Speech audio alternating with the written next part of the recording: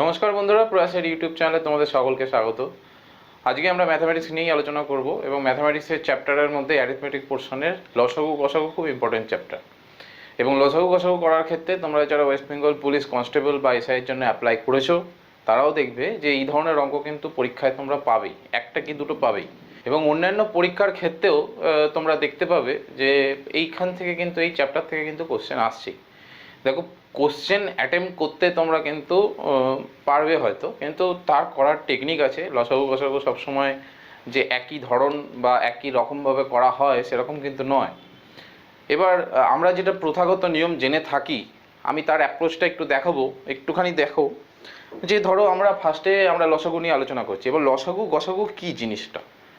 লসাগু কথাটার অর্থ কী? লঘিষ্ঠ সাধারণ গুণিতক। তো যদি আমি লিখি লসাগু, তাহলে এটার মানে বা অর্থ বলে লঘিষ্ঠ সাধারণ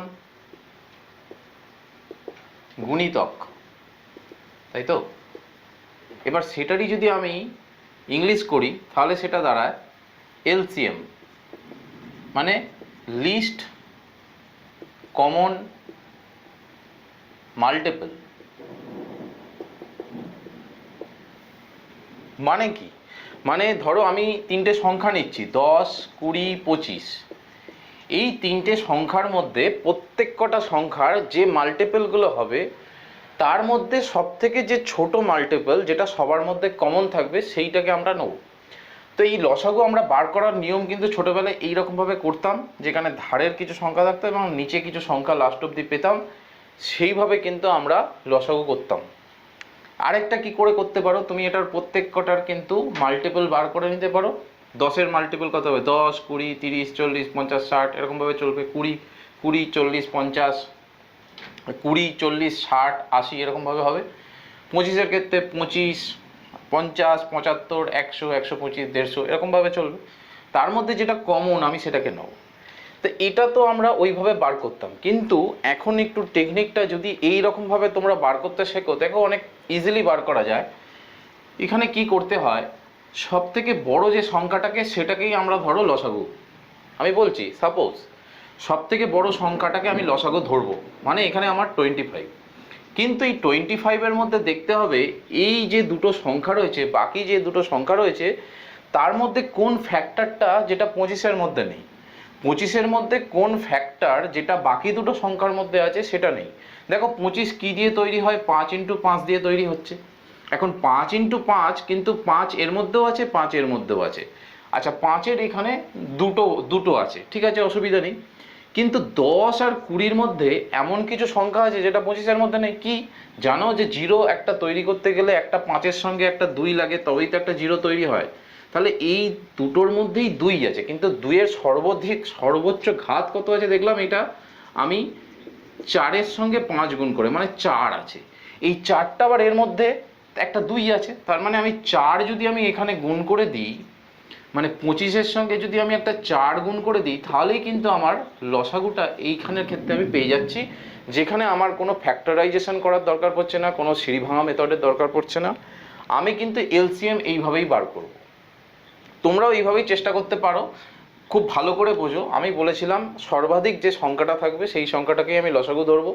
এবার সেই সংখ্যার মধ্যে দেখবে বাকি সংখ্যাগুলোর মধ্যে কোন ফ্যাক্টরটা নেই, যেটা নেই সেটা দিয়ে গুণ করে দাও, তাহলেই তোমার এলসিএম কিন্তু বেরিয়ে যাবে। ঠিক সেম প্রসেসে আমি এটা যেমন দেখালাম, সেই রকম এইচসিএফটাও আমি একই প্রসেসে বলছি। দেখো, যদি আমি এইচসিএফের কথা বলি, মানে আমি গসাগুর কথা বলি, তাহলে গসাগুকে কি বলা হয়? গরিষ্ঠ সাধারণ গুণনীয়ক। এবার এটা আমরা কি করতে পারি? এইচসিএফ। এইচসিএফ মানে হাইয়েস্ট কমন ফ্যাক্টর। অনেক সময় কিন্তু এটাকে জিসিডিও বলে। যারা ইংলিশে পরীক্ষা দিচ্ছ বা ইংলিশে কোশ্চেন পাবে, যারা রেল এনটিপিসি মেন বা ধরো রেলের গ্রুপ ডি যখন পরীক্ষা হবে, বা এনটিপিসি 7th ফেজে অ্যাপিয়ার করছো, তাদের ক্ষেত্রেও যদি তোমরা দেখো, তাদেরকে বলছি জিসিডি দিয়ে কিন্তু অনেক সময় হচ্ছে গসাগু দেয়। জিসিডি মানে কি? Greatest common Deviser.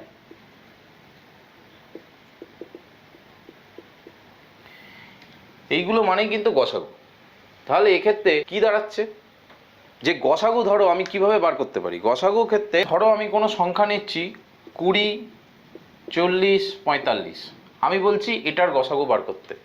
ঠিক এই ধরনের গসাগুর ক্ষেত্রে আমি আবার বলছি, আমরা সিঁড়ি ভাঙা মেথড করতাম, যেখানে আমরা গসাগুর ক্ষেত্রে ধারের সংখ্যাগুলোকে নিতাম।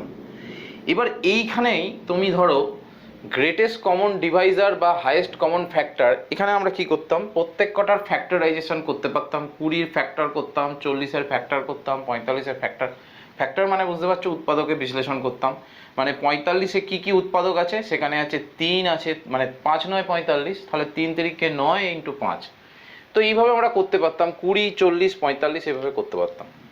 কিন্তু আমি সেইটা বলছি না, আমি বলছি এখানের মধ্যে সব থেকে প্রত্যেক কটার মধ্যে কিন্তু আমরা ডিফারেন্সটা আগে বার করে নেব, এবং ডিফারেন্স করতে গিয়ে দেখা যাচ্ছে এখানে 20, এখানে 5। তো এই ডিফারেন্সের মধ্যে সব থেকে ছোট যেটা হচ্ছে, মানে ছোট সংখ্যা পাচ্ছি 5, এবং 5 দিয়ে সব কিছু ডিভিজিবল হয়, সেই জন্য আমার এখানে এইচসিএফ এটাই কিন্তু হচ্ছে, বা তুমি জিসিডি যাই বলো না কেন, এটা কিন্তু গসাগু দাঁড়াচ্ছে। এমন অনেক সময় হতে পারে যেখানে তুমি 34 হয়তো পেলে সব থেকে ছোট সংখ্যাটা, সাপোজ আমি বলছি 34 দিয়ে কিন্তু সাপোজ ধরো তোমার 3টে সংখ্যা রয়েছে, তোমার কোনো একটা সংখ্যাকে ভাগ করা যাচ্ছে না, তখন কিন্তু এই 34 কিন্তু তোমার গসাগু হবে না। কারণ কি, দেখো 34-এর মধ্যে দুটো ফ্যাক্টর লুকিয়ে আছে, সেই তখন দেখতে হবে কোন কোন ফ্যাক্টরটা দিয়ে আমার সব কিছু সংখ্যা ভাগ করা যায়। সম্ভবত মোস্ট প্রবাবলি যখন 2 হতে পারে, 7-এরও হতে পারে, যেটা দিয়ে ভাগ করা যাবে সেটাই হবে গসাগু। এখানে 5কে দিয়ে দেখো সবকটা সংখ্যাকেই ভাগ করা যাবে, সেই জন্য 5 এমনিতেও ছোটও হচ্ছে। আমাকে মোট কথা তুমি ভাগ পদ্ধতিতেই করো, কি সিঁড়ি ভাঙা মেথড করো, বা ফ্যাক্টরাইজেশন করো, এই মেথডটায় আমার মনে হয় তুলনামূলক ইজি প্রসেসে, ইজি ওয়েতে বেরিয়ে যাবে, যদি তুমি একটু প্র্যাকটিসের মধ্যে থাকো। এলসিএফ এইচসিএফ বার করার এই নিয়ম বাড়িতে প্র্যাকটিস করতে থাকলে আশা করি তোমরা এইভাবে কিন্তু আস্তে আস্তে রপ্ত করে নিতে পারবে ব্যাপারগুলো।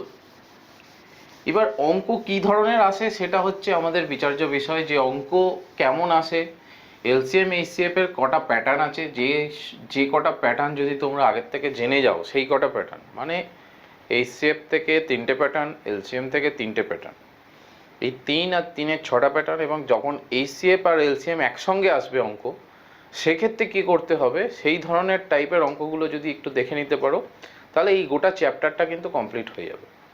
আমরা এক এক করে দেখে নেবো ওই ধরনের অঙ্কগুলো কিভাবে করা যায়। দেখো এখানে 3টে টাইপের প্রবলেম নিয়ে আমরা আলোচনা করব। আমি বললাম যে এইচসিএফ এবং এলসিএম এর মোট 3টে করে প্যাটার্ন হয়।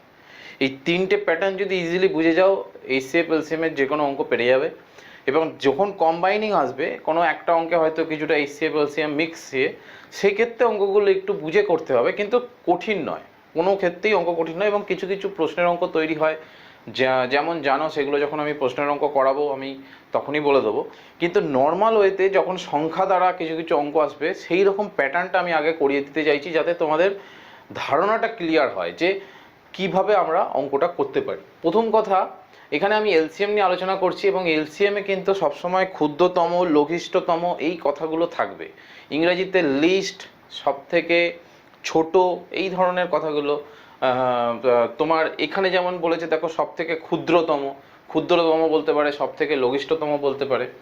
তো এইরকম বলেছে যে সব থেকে ক্ষুদ্রতম সংখ্যা যেটি 24, 36, 40 দ্বারা সম্পূর্ণরূপে বিভাজ্য। তো এই ক্ষেত্রে আমাকে বুঝতেই পারছো যে যখনই ক্ষুদ্রতম বলবে, সেক্ষেত্রে আমরা কি করব, আমরা সব সময় এই যে 3টে সংখ্যা রয়েছে, এই 3টে সংখ্যার আমরা লসাগুটা বার করে নেব।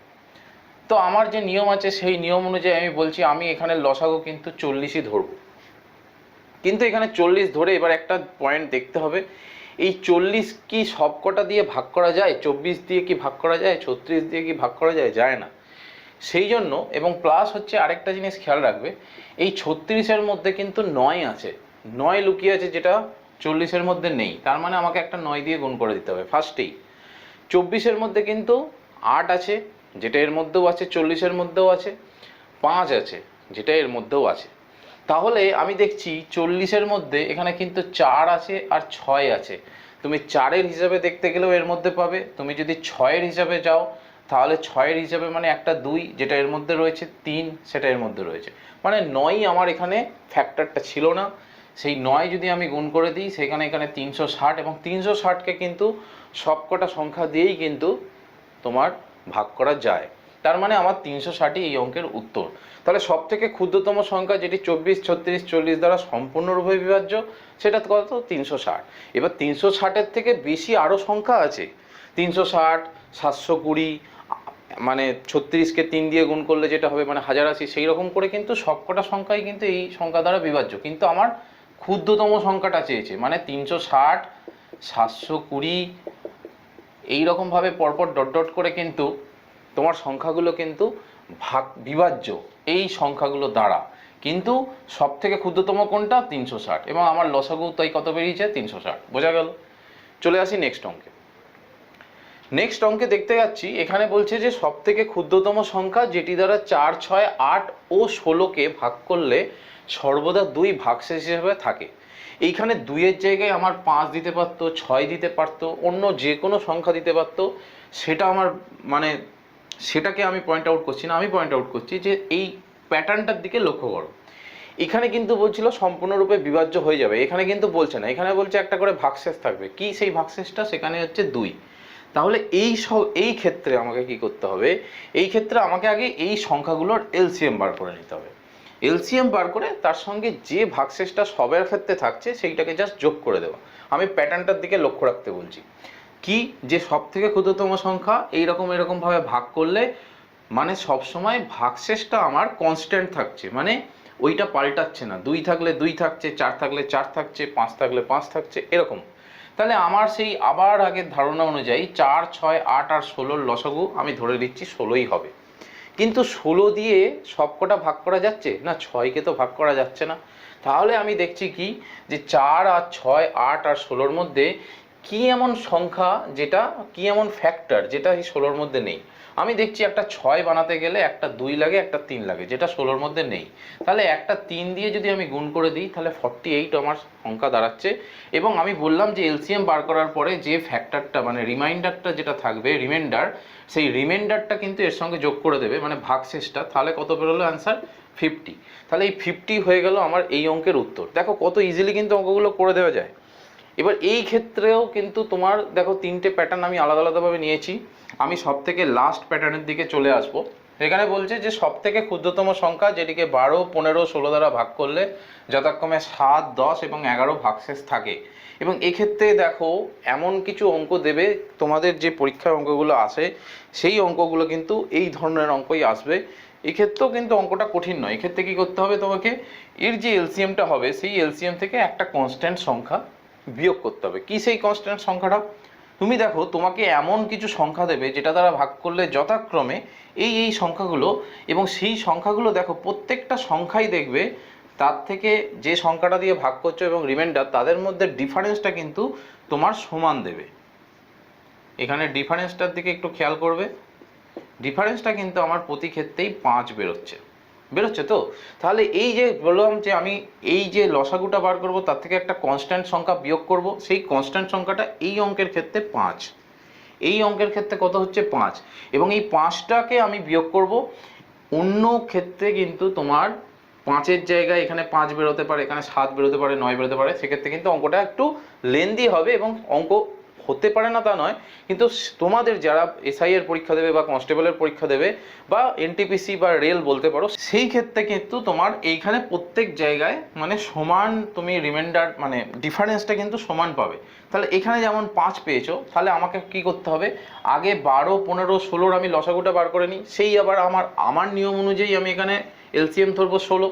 কিন্তু 16-র মধ্যে তোমার দেখো 16কে তুমি 12 দিয়ে কি ভাগ করতে পারো, 15 দিয়ে ভাগ করতে, 16 দিয়ে খালি ভাগ করতে পারো। তার মানে 16-র মধ্যে কিছু ফ্যাক্টর দিয়ে এখনো গুণ করা বাকি। হ্যাঁ অবশ্যই 15-র মধ্যে কি আছে? 3 আছে আর 5 আছে।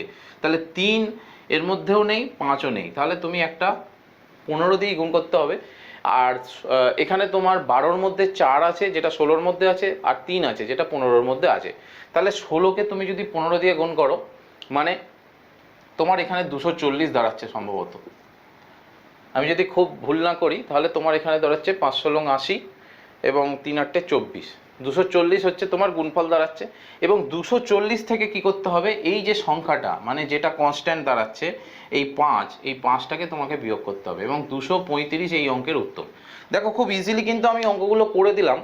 কারণ কি, তোমার এই টেকনিকটা জানতে হবে, কারণ প্রত্যেকটা অঙ্কের যে প্যাটার্ন, এই প্যাটার্নটাই একটু ঘুরিয়ে ফিরিয়ে দেবে, তোমাদের নাম্বার বা ডিজিটগুলোকে একটু চেঞ্জ করে দেবে। মানে ওয়েটা জানতে হবে তোমাকে, প্রসেসটা জানতে হবে, তাহলে কিন্তু অঙ্কগুলো খুব ইজিলি করতে পারবে। ঠিক সেমভাবেই গসাগুর ক্ষেত্রেও আবার 3 ধরনের নিয়ম হয়, মানে 3 ধরনের প্যাটার্ন হয়, যেটাকে আমি পরে করিয়ে দিচ্ছি। এবং তাহলেই তুমি বুঝতে পারবে যে এলসিএম আর এইচসিএফ এর মধ্যে কি ধরনের অঙ্ক আসতে পারে। তারপরে তো আমরা মেন যে ধরনের অঙ্কগুলো আসে, একটু কোশ্চেনের অঙ্ক টাইপের অঙ্ক, সেই অঙ্কগুলো খুব চটজলদি অঙ্ক করার জন্য পরবর্তী ভিডিওর দিকে একটু নজর রেখো। আজ এই অবধি, ওকে, থ্যাংক ইউ।